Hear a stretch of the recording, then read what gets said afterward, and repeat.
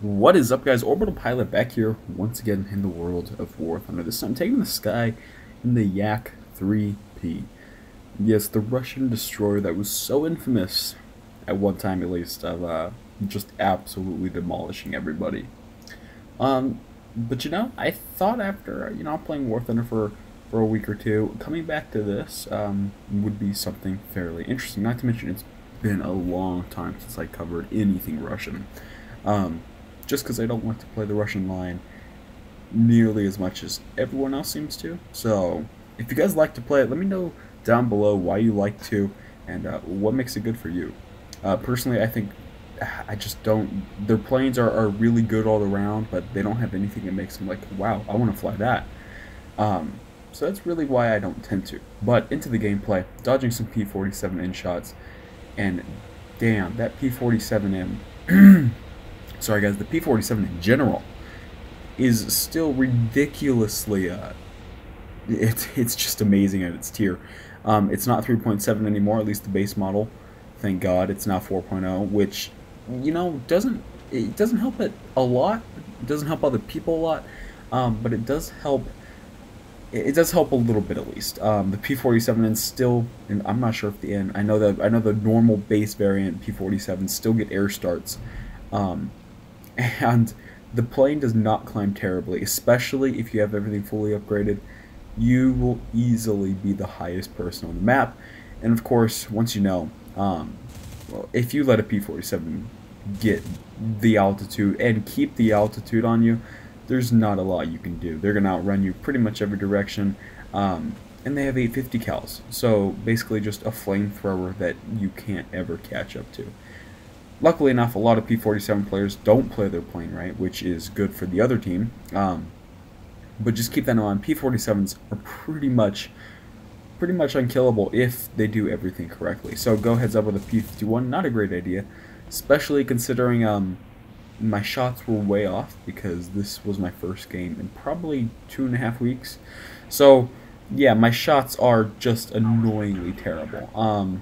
I feel like some of these should have hit. Of course, Wi-Fi here is not, magnificent, but still, nevertheless, I'm going to take some long-range pot shots. Now, in a Yak-3P, honestly, I feel like Spitfires are probably your biggest challenge. Not only do they turn better in a dogfight, most of them are more maneuverable. But not only are they more that, they can actually beat you in a dive, at least by a little bit, and I feel like they keep their speed a little bit more. And they climb better. So Spitfires really are probably your worst enemy in this. But going on, I was saying at the beginning, the Russian planes are really great at doing everything pretty good. This plane turns fairly decent. I would even consider it really good. Its speed is fairly comfortable. Acceleration is great.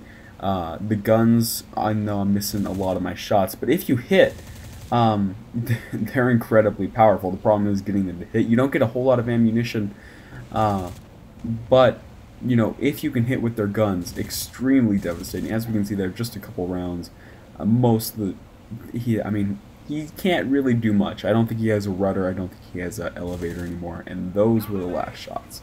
So P-51 out of the sky, some good long-range shots. They don't drop a whole lot.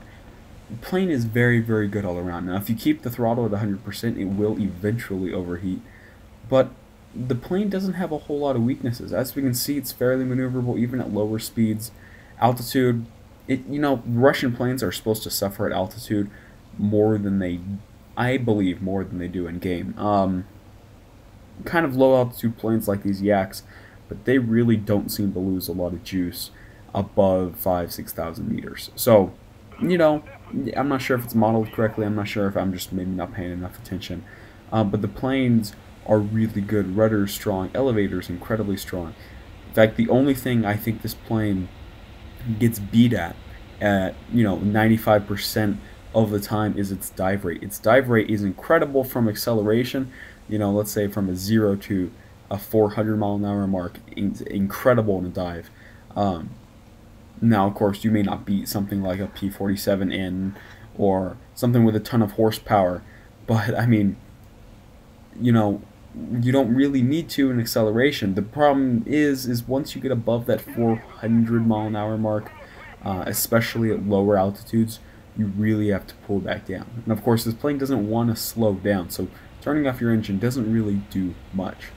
I really wouldn't recommend going above 420 for very long. I think 440 is pretty much max. I think if you go past that at pretty much any altitude, you will rip off your wings. So just keep that in mind. These planes, their biggest weakness is that sustained long dive. So maybe don't immediately go 90 degrees towards the ground. Instead, pull into that 400-mile-an-hour mark. Yaks are going to have quite a hard time keeping with you. Now, they can hold the 400-mile-an-hour mark for a very long time, but keeping it past 430, 420, they're not really going to want to do that. So that's what I recommend. Put it into a fairly shallow, although still steep enough to keep your speed up dive, and you should outrun them. Now, I mean, these planes, they do have other weaknesses as well. I know people seem to hate them, but I mean, as long as you know how to combat them, you don't have a whole lot of ammunition. Not all of them come with 320s. Some of them come with 250s, and they don't have a whole lot of ammunition. So sustained dogfights, if they're not a great shot, probably not the best thing for a Yak pilot. So keep that in mind. Spitfires, at least most of them, will in the long run outturn them. Now these Yaks will keep up for a while, especially at the right speeds. But as you go in further into the game, I think we've been here like what, maybe 10 minutes. As you can see, 10 minutes into the game, I'm already having to keep the engine down 63%, 80%.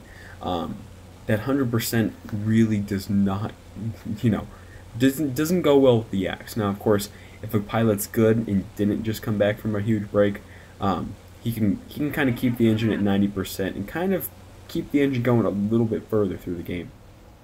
But it's not an American plane like the P-47 or some Spitfires where you can pretty much just WEP all the time and then turn it off if your engine's getting too hot. No, these planes don't like the low altitude 100% throttle. So just keep that in mind. The Yak's biggest weakness, in my opinion, is sustained dogfights through time. Now, of course, a dogfight against something like a P-47 at low altitude, a lot of these P-51s, the Yak's going to completely obliterate it. In fact, I don't think it's the problem with Yak or Russian things being overpowered, or was it ever. I think people just don't use their planes in the correct manner. The P-47, like I said, is one of my most favorite planes. Maybe I'll make a video on it. Plane is pretty much untouchable if flown correctly. It's a beast. It's a tank, 850 cals. That plane can fly for a long time without having to go back to base. So P-51, same story. It's not as good in my opinion. Keep your altitude up. A lot of these planes are a lot better than we see in-game statistics for, because they're just not flown correctly. So I feel like the Yaks fit in really well into the game types right now, at least in Warthunder. I feel like they're good most all-around low-altitude fighters, which is what really goes on in Warthunder. So if you guys want to let me know down in the comments down below, do you like Yaks?